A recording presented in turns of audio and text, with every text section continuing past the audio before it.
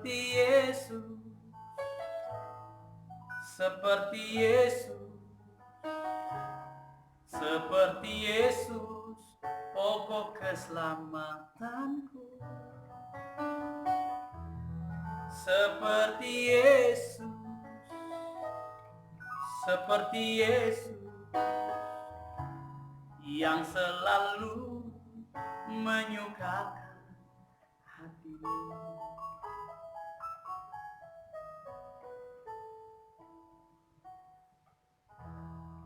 Shalom Bapak Ibu, dimanapun Bapak Ibu berada. Puji Tuhan, hari ini kita ada lagi, kita bertemu lagi dalam link YouTube saya dalam program SKU B2, Suara Kebenaran untuk Bangsa-Bangsa.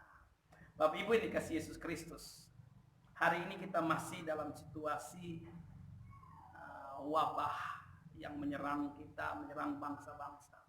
Wabah yang masih terus merajalela. Informasi terakhir di NTT sudah mencapai 50 lebih pasien yang positif corona. Hari ini khususnya di NTT kita mengalami kekhawatiran, kecemasan yang sungguh sangat luar biasa.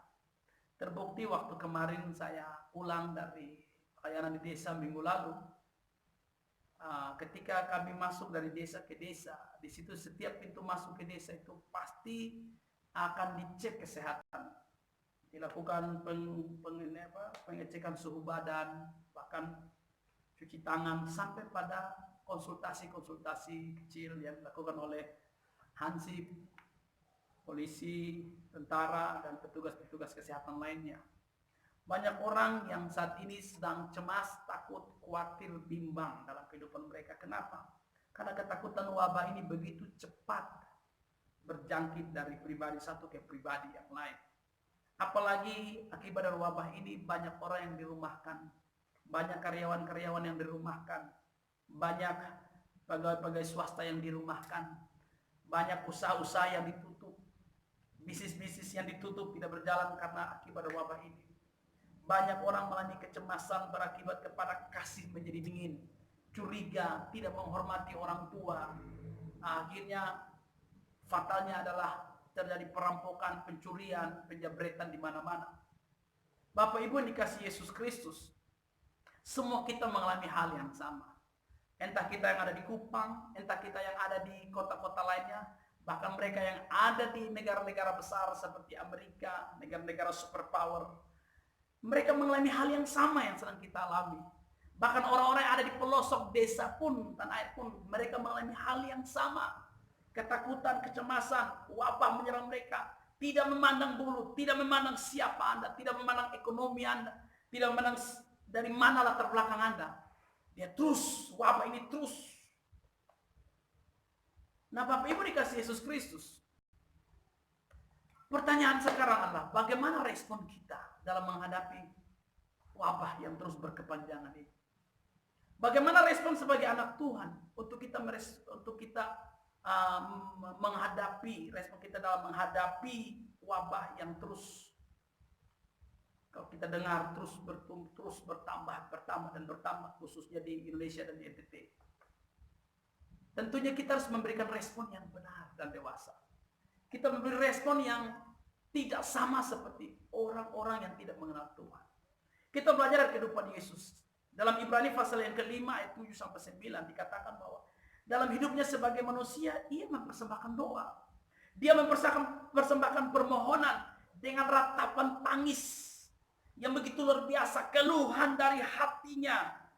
Karena dia percaya bahwa Bapa sanggup menyelamatkan dia. Bahkan bukan hanya sampai situ. Sebagai anak dia belajar taat. Bahkan taat dalam penderitaannya. Ketika dia belajar taat dalam penderitaannya, maka akhirnya dia mencapai kesempurnaan yang Bapa inginkan. Sebagai anak Tuhan, pengikut Kristus, kita harus meresponi seperti Yesus responi setiap penderitaan yang dialami. Yesus meresponi dengan ketaatan, dengan penghormatan kepada Bapa, dengan sikap tunduk kepada Bapa. Berbeda dengan orang-orang di luar sana. Orang-orang di luar sana meresponinya baik. Tapi kekristenan tidak cukup baik. Tapi ada sikap penghormatan kepada Bapa setiap hari, setiap menit, setiap detik. Dalam keadaan sebagai manusia, Yesus menunjukkan kualitas. Jadi kualitas seseorang, kualitas ketaatan seseorang terbukti ketika dalam penderitaan. Bapak Ibu, kalau Yesus di Alkitab mengatakan dalam penderitaan, Bapak Ibu jangan hanya berpikir bahwa penderitaan itu hanya ketika Yesus dari Taman Getsemani sampai Golgota. Sebelum itu belum menderita. Oh, tunggu dulu Bapak Ibu. Penderitaan Yesus itu dimulai ketika dia membuat keputusan untuk dia datang ke dunia. Kenapa saya katakan demikian? Karena dia yang tak terbatas membatasi diri. Dia yang maha mulia, maha kudus, rela menjadi berdosa. Dia yang pencipta segala sesuatu, rela sama dengan ciptaannya. Dia yang kekal, hidup dalam kekekalan, dia rela membatasi diri dalam kefanaan. Itu bukannya penderitaan, Pak. Hari ini kita belajar. Kita tidak boleh beralasan bahwa oh Yesus itu Tuhan. Tidak. Kita belajar kehidupan Yesus. Dia benar-benar 100% Allah dan dia benar-benar 100% manusia. Artinya, roh dalam dirinya adalah roh ilahi, roh anak Allah, roh anak tunggal Bapa, roh Allah dalam dirinya. Tapi dia harus mengalami proses pertumbuhan dalam jiwa dan tubuh. Pikiran, perasaan, kehendak, dia terus mengalami proses. Dia terus mengalami proses seperti Bapak Ibu dan saya alami. Seperti ini ketika pembuahan terjadi, ya sperma dari laki-laki bertemu dengan sel telur dari wanita, terjadilah membentuklah sebuah zigot dan akhirnya menghasilkan bakal bayi, akhirnya bayi. Ketika sel telur bertemu dengan sperma, sudah menghasilkan kehidupan, sudah ada kehidupan, sudah menjadi makhluk hidup. Sekalipun jiwa dan tubuhnya harus melalui proses. Demikian juga Tuhan. Dalam dirinya roh ilahi, roh Allah, roh anak Allah, anak tunggal Bapa. Tetapi harus melalui proses, jiwa dan tubuhnya harus melalui proses. Makanya Alkitab mengatakan semakin bertambah besar, semakin berhikmat, semakin disukai oleh banyak orang, semakin disukai oleh Tuhan, oleh Bapa. Bapak Ibu dikasih Yesus Kristus. Yesus meresponi setiap penderitaannya dengan ketaatan kepada Bapa. Yesus meresponi setiap penderitaan yang dia lewati dengan satu penghormatan kepada Bapa. Ketaatan itu artinya bahwa Yesus secara konsisten melakukan apa yang Bapa inginkan. Secara konsisten dia melakukan apa yang Bapa kehendaki. Secara konsisten dia melakukan apa yang dikehendaki oleh Bapa yang di surga. Kita pun harus demikian. Kita harus taat kepada Bapa, taat kepada Tuhan. Artinya konsisten kita tetap melakukan kebenaran walaupun wabah ini terus akan menyerang kita. Nah, ada 3 hal yang harus kita lakukan. Respon yang benar dan dewasa yang sesuai dengan apa yang Tuhan telah ajarkan buat kita. Ada 3 hal yang kita akan pelajari hari ini. Yang pertama, respon yang benar dan dewasa itu adalah kita tetap mempercayai Tuhan dalam segala hal. Kita tetap meyakini bahwa wabah ini terjadi atas kehendak Tuhan. Terbukti Bapak Ibu apa yang terjadi. Ketika wabah ini terjadi, sekalipun ribuan mimbar gereja, tidak ada yang menyelarkan khotbah di mimbar gereja, tetapi ada jutaan bahkan ratusan juta mimbar di rumah tangga yang akhirnya di situ kebenaran disampaikan oleh Bapak, Mama dan semua.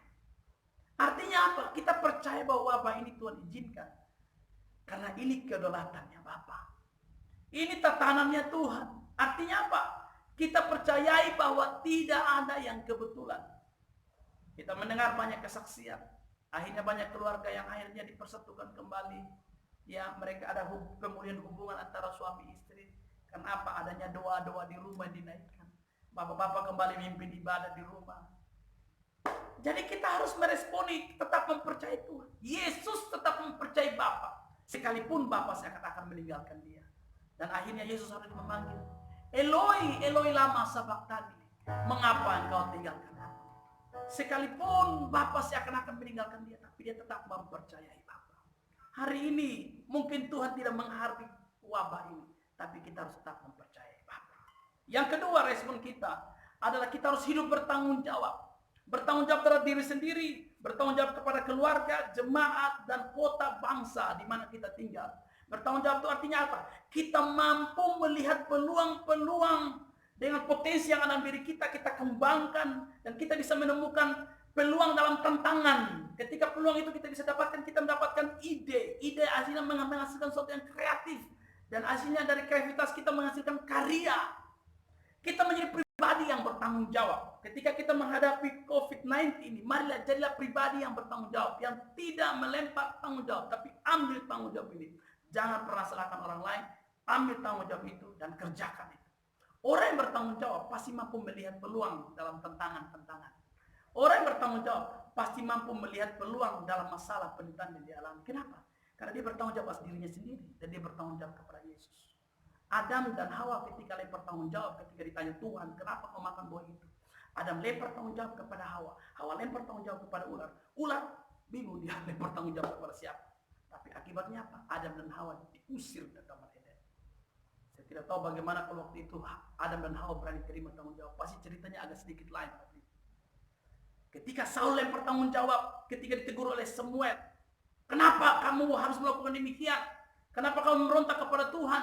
Saul mengatakan bahwa itu jemaat masyarakat yang sudah mendesak saya, ya. Dan kelegian Samuel datang terlambat, makanya Saul melakukan tugas seorang imam. Raja pada zaman itu, Raja Israel tidak boleh melakukan tugas seorang imam karena tangannya penuh darah, karena membunuh, karena berperang.